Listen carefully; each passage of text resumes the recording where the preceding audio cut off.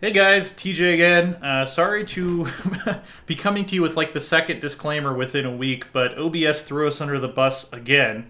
So the first 8 minutes of this episode or so are just a frozen picture of a map, and you'll just hear me talking over that. It got fixed little less than halfway through the episode, and I think we have finally figured out a way to keep that from happening in the future. So I'm sorry about that, and yeah, it'll be fixed about halfway through this episode, and you'll be able to actually see what I'm talking about. And without further ado, here is Return of Arthur.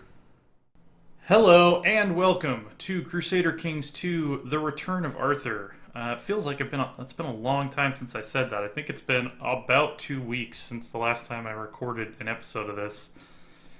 Thanks to Paradox Double Expansion Week, which was quite the adventure. For those of you that might be new to the channel, this is the series where we are playing as the Mob Arthur dynasty, descended from Duke Arthur the Bear. Actually, he was King Arthur the Bear in his time because he was an independent duke with a petty kingdom, who claimed to be the return of the mythical King Arthur back to save the Britons from their darkest hour. We have founded the Holy Arthurian Empire, technically the Holy Roman Empire, but we renamed it because we're awesome. Restored the papacy to Rome, and we are currently working on holy warring the shit out of the Aztecs, who control most of continental Europe, since I put Sunset Invasion on random, and they ended up invading in like 800 or something like that when nobody was ready for them. And that's kind of our goal for the rest of the campaign. We might leave a little stump state in North Africa because we are planning to export this game to EU4 with the new Mandate of Heaven patch when we finish. Getting pretty close, about 200 years, less than 200 years away. And I think it'd be cool to have a little Aztec colony hanging around in North Africa, and then we'll probably release a bunch of kingdoms just to make it a little more interesting, like maybe hang on to the British Isles and then release everything else as an independent kingdom. Possibly might see if I can figure out how to script the exporter to have us as Holy Roman Emperor and have all these other kings be under us as Holy Roman Emperors. But we'll have to see. We'll have to see if there's an easy way to do that. If you know of an easy way to do that, definitely ping us in the comments, because I've modded the converter before, but not extensively. So right now we're just waiting to get out of debt so we can go to war again, because that last war was kind of a disaster.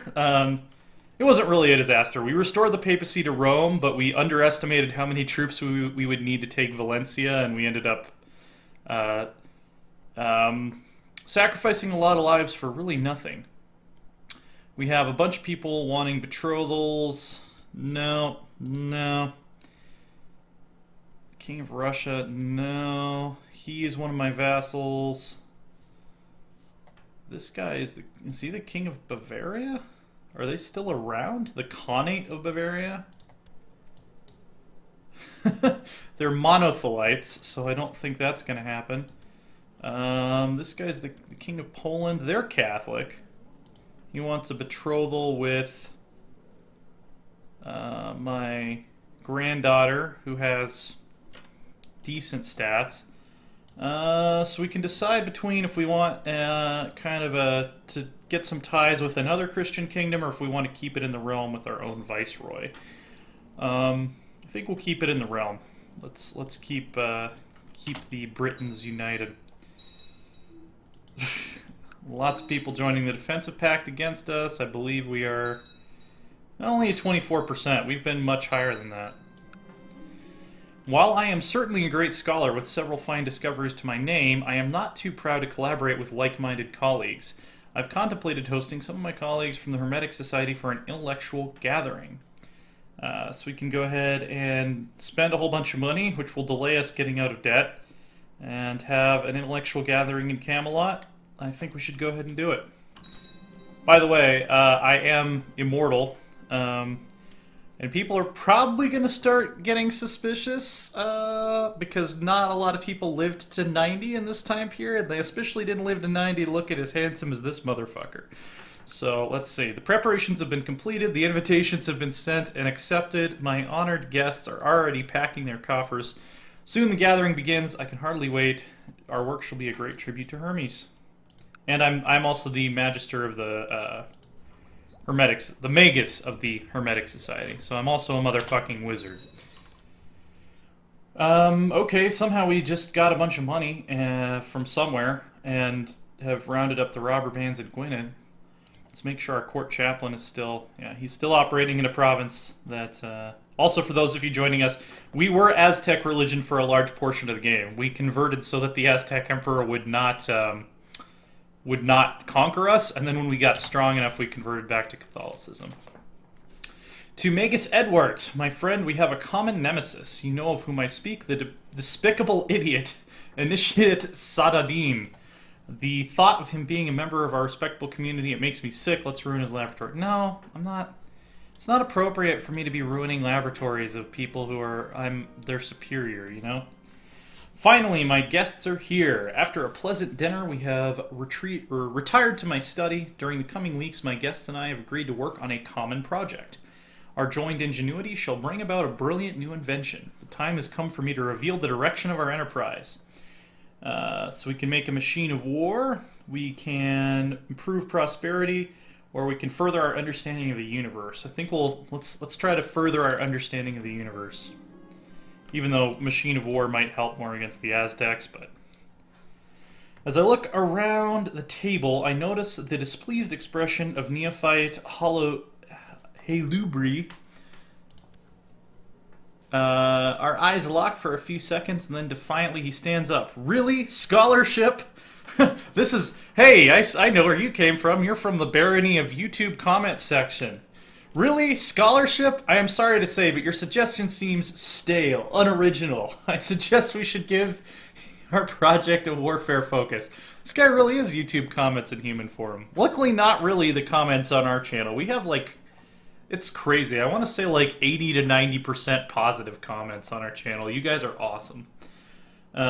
You've overlooked an essential point, neophyte. 59% chance of winning the debate. If you think that would be best, brother, we can change it. Or I'm the host and the decision is mine. Let's try to debate him. As I suspected, Halubri's arguments are thin and flimsy. As we debate, it becomes clear to one and all that his suggestion was born out of spite and an unfounded sense of self-importance. In the end, he is forced to concede. So I actually won a debate on the YouTube comments section. That's probably the most impossible thing that I've ever done in Crusader Kings. Yeah, fantastic. All right. So we'll wait for this event chain to finish before we go to war with the Aztecs again. As I enter the laboratory one morning, I am met by agitated voices. Neophyte Halubri and Neophyte Hafiz are gesturing wildly over a series of set of sketches. They are disagreeing on the direction of the project. Halubri argues for a riskier but potentially more rewarding route, while Hafiz wants to play it safe. No, we want to explore our limits. Riskier but more innovative option. Of course. The sun set hours ago, and I can barely distinguish the details of the sketches in front of me. Everyone else has gone to bed, but I am wide awake. The thoughts are spinning in my head, faster and faster. There's something there, just outside the boundaries of my consciousness. I almost have it. Oh, okay, yeah, geez. We were just having a bitch of a time with OBS lately. I've never really had trouble with this program before, like, the last couple of weeks, maybe 2.5 weeks, so...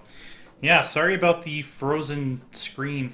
I think their game capture option has just utterly stopped working. So I'm going to just try to stick with window capture for all of our major series from now on, and hopefully that'll fix it. The same thing happened with EU4, like within the last week, and with some of the recordings we did for Stellaris. Anyway, almost have it. Eureka, you have an epiphany, which will greatly contribute to the project. I get brilliant insight, plus 10 text spread rate, and plus 1 learning. Let's see. Young, whatever, counting things. She can become diligent or greedy. Obviously, we want diligent. For the longest time, here's a pro tip. For the longest time, I thought that the options to give your children bad traits were totally weird and pointless in those education events, but then I realized you can actually you can maneuver to educate the heir of someone you don't like and make them just an utterly shitty person, which can serve your ends quite well. So that's why those options are there. Emperor Edward has inherited the Kingdom of Alba, so we need a new viceroy for Alba. I think... Yeah, we don't want to give it to Moray because they own... Moray, Men, and the Isles all own territory outside of de jure Scotland. So Lothian would be a good option. Galloway would also be a good option. She has really good stats and a bad SI patch. So I think what I've been told in the comments is that I can avoid the Viceroy bug by not clicking include lower titles. There we go. Okay. She looks even more badass now. Look at that. It's like the most badass Celtic pirate chick right there. Alright, the invention, the culmination of our great collaboration is finally finished. We have designed and constructed an ingenious device to measure angles in the sky. We call it the Radius Astronomicus. My charts of the stars will become infinitely better and easier to maintain thanks to our invention. The secrets of the heavens shall be unveiled. We get 100 cultural tech points, 300 esoteric knowledge. I think this is basically an astrolabe, is what we've invented here. This staff, with its sliding cross piece and length markings, is used to determine angles for celestial measurements as well as navigating the seas. Awesome, yeah. Technology spread rate +5, prestige +0.5, and +3 learning. I'm about to breach that 30 learning threshold here. Fantastic. And a magnum opus on ritualistic theurgy. We're doing pretty well for ourselves. We're rounding up robber bands, and I think... Oh, I'm still on Vassals map mode. I was like, was there a rebellion I didn't hear about? Why is that blue? Let's see. So, do we have a truce with this guy? We do have a truce with that guy. Do we have a truce with this guy? We could declare a holy war for Barry, for crunch berries.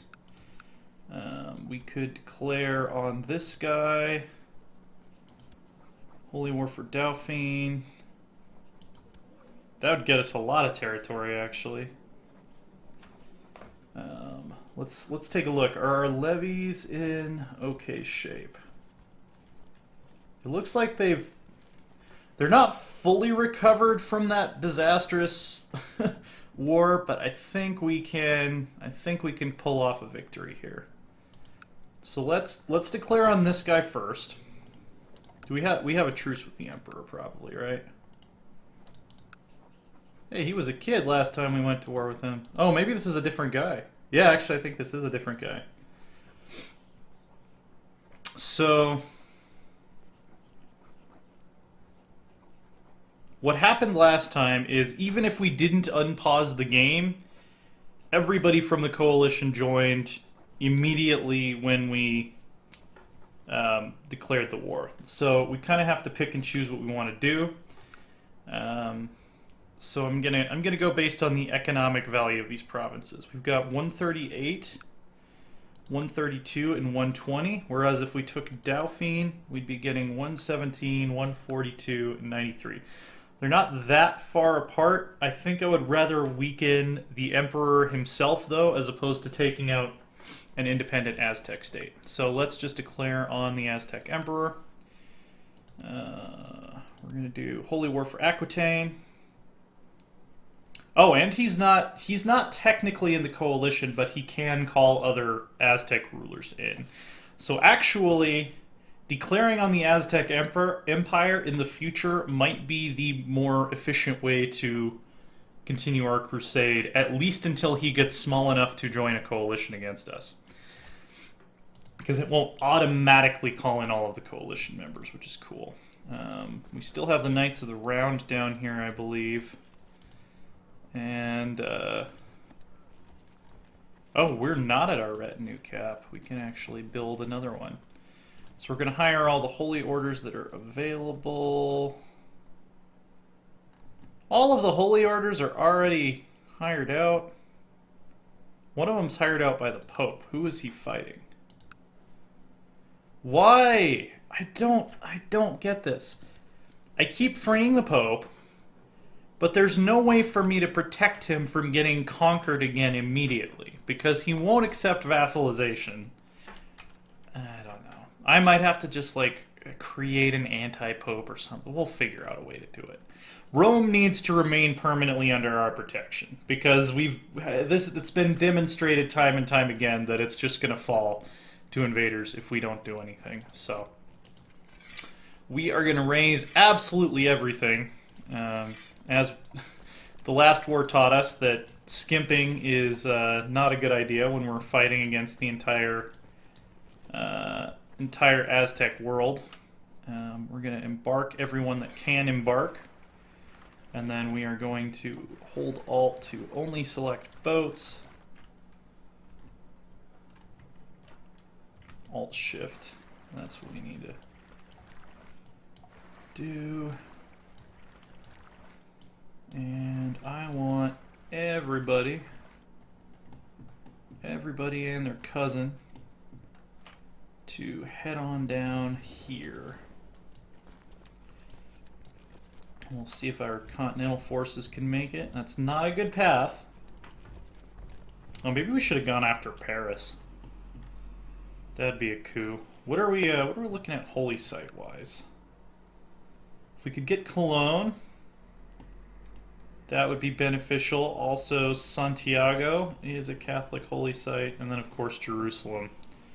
So those two should definitely be priority targets. Paris symbolically should be a priority target, but for now I'm focusing more on having cleaner borders. And here come the allies. And here comes the debt.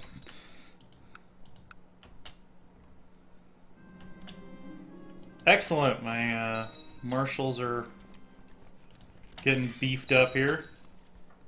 Alright, so that'll be a stack.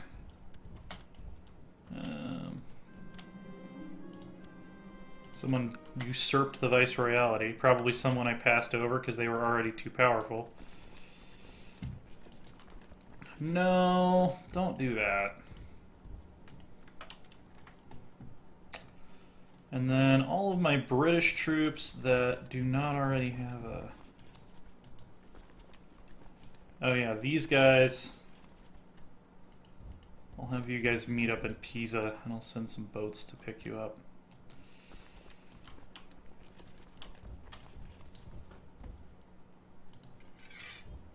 I'm actually going to put it on speed 4 just so I can manage the war a little bit better.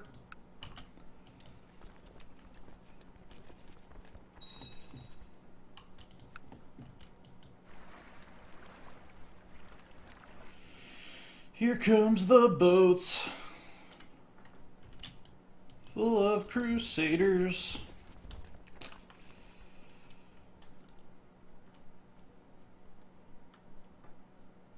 Auto-saving. There we go.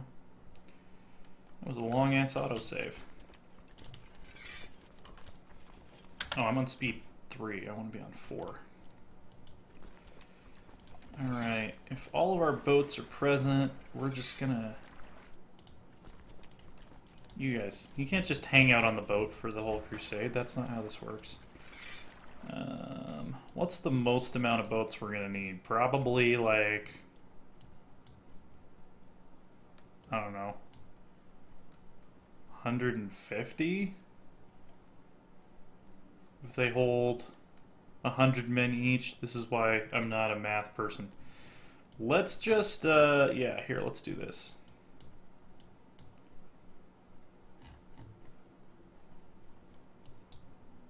That should be enough boats for, like, the entire war. And we're going to go ahead and have them pick up these guys in Pisa. Looks like the Pope is defending his lands quite ably now. So, that's good. If we could not go into debt every time we go to war, that would be great. My kinsman and current heir can become dull or brave. Obviously we want brave. Fantastic. He could use some guidance. He's going to have to learn on his own. Well, I guess we could pick up stressed. It's not going to do anything to us because we're immortal.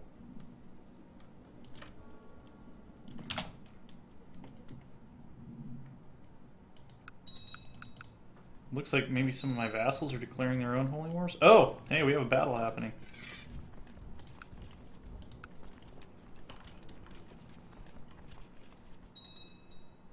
Sending in reinforcements. Ooh, that's dicey. No, we wouldn't win that siege. Yeah, I mean at this point it's all or nothing. They've got too many troops for us to mess around. Jeez. The funny thing is I'm complaining about something that's the exact opposite of what I normally complain about in CK2. Normally I'm like, man, I wish this game made you pay attention more. This game's too easy after 1,000 frickin' hours. And now it's like, geez, I'm not used to having to pay attention to wars this much in the late game. Yeah, so we're going to lose that battle, for sure. Meaning we're going to need to get our reinforcements down here as quick as possible. I just want to break the Aztec Empire. Like, I just want to break them to the point that they can't resist us anymore. What are people bugging me about now? Ireland needs a new viceroy. So our options for that. Connacht owns territory outside the de jure. Pretty much anyone else would be fine. He's a kid. That's the same kid. Tyrconnell. Genius, not ambitious. Guess what? Oh, I inherited... Oh, so he must have... The guy that died must have had all of these viceroyalities under his name. I was like, I know there's something weird here. So, actually, we need to figure out... De jure Albany is owned... This guy's already a duke. So this guy is going to be the new Viceroy of Albany.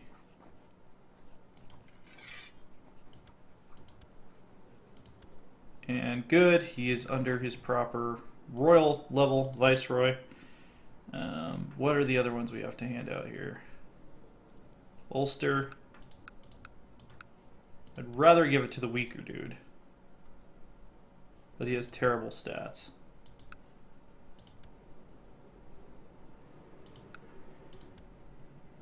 He's not... Okay, he's a genius and he's not ambitious, so we're going to give him Ulster. And then we need to hand out Meath,